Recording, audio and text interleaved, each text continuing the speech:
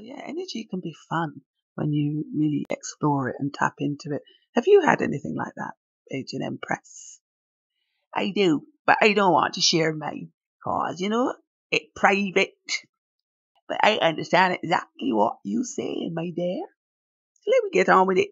Now we share some of the ways that your instincts could talk to you. I thought we could start with health. That seems like a topic where having good instincts is useful. I know for me, I went through something with my health where I was feeling very imbalanced, emotionally imbalanced in my earlier years. Nowadays, I'm quite balanced. They don't have the extreme highs and the extreme lows that I used to have years ago. That, quite frankly, were devastating at times. I had to go through a lot to become the empress I am now, listeners. But I used to have these extreme mood swings all the time.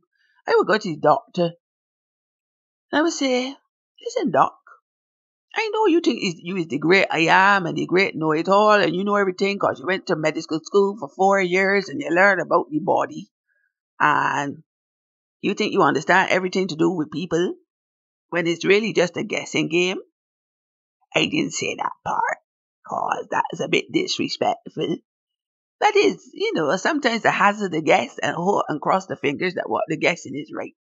So it felt like that with me where the car tried to tell me that what I was describing sounded like bipolar symptoms. And of course I could understand where they said that. But they would ask me stupid questions like, have you ever felt the urge to walk out in the street naked? I said, no, doc, I never felt that urge. And if I did, I would do it at a naturist resort, like all those happy people that like to take off their clothes and walk around in the sunshine. So no, I never felt the urge to take off my clothes and walk outside. This person, this young man, had that down to a professional T. I was enamored for all of 2 weeks. I really was. I was so enamored. I was like, oh my God, I can't believe I finally found the one. This is the one. He seems to like everything about me. He seems to agree with most of everything I say. He seems to want to commit even after only 2 weeks. Oh, these things happen. But honestly, I was lying to myself and I wasn't listening to my instinct because despite him saying all these things in order to win me over, I could tell from some of the things he was saying when he spoke about himself that he wasn't a self-aware person.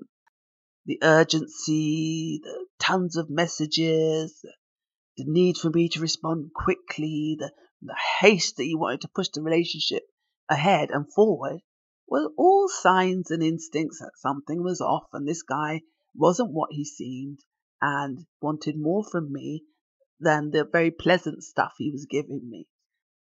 Have you experienced anything like that, Empress? Well, of course. The world full of crazy people. Of course I experienced that. But like you say, when you love yourself more than you love anybody else, anybody consistently trying to bring you down after you've done your work and you're done you increasing your self-love, you ain't got time for that. You'd rather be on your own and put up with nonsense. That is what I learned.